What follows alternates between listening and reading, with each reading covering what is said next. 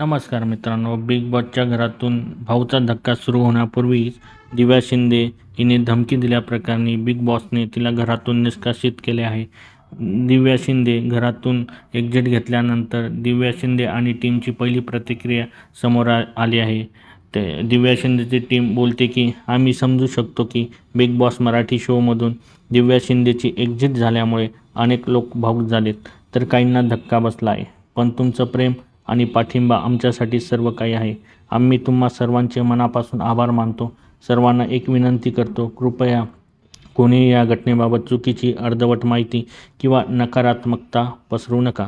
लवकरच तुमच्या सगळ्या प्रश्नांची उत्तर मिळतील आणि पुढील अपडेट्स आम्ही तुमच्याबरोबर शेअर करू.